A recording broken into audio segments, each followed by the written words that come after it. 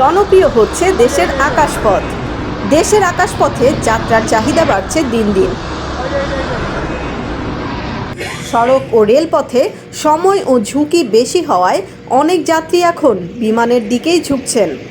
ঢাকা থেকে চট্টগ্রাম, সিলেট, বরিশাল, সৈয়দপুর কিংবা কক্সবাজার প্রায় প্রতিটি অভ্যন্তরীণ রুটেই এখন যাত্রী সংখ্যা বাড়ছে।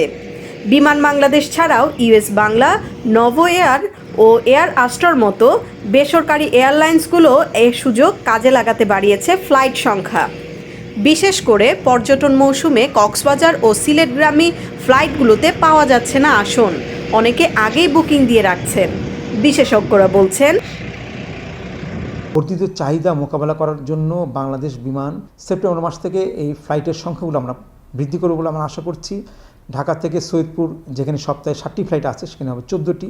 ঢাকা থেকে রাজশাহী আমাদের সপ্তাহে ফ্লাইট আছে 4টি, সেখানে হবে 7টি। ঢাকা থেকে বরিশাল। নিরাপত্তা, সময় বাঁচানো এবং প্রযুক্তিগত উন্নতির কারণে আকাশপথ ধীরে ধীরে দেশের জনপ্রিয় গণপরিবহনের রূপ নিচ্ছে। যাত্রী চাহিদা পূরণে বাড়ছে নতুন এয়ারক্রাফট, বাড়ছে গন্তব্য। সব মিলিয়ে দেশের আকাশপথ হয়ে উঠছে দ্রুত, আধুনিক ও আরামদায়ক ভ্রমণের অন্যতম মাধ্যম। আরও বেশি মানুষের হাতে পৌঁছে দিতে হলে বিমান চলাচলের ব্যয় সাশ্রয়ী করা এবং অভ্যন্তরীণ এয়ারপোর্টগুলোতে সুযোগ সুবিধা বাড়ানোর দিকেও নজর দিতে হবে, এমনটাই মত বিশেষজ্ঞদের।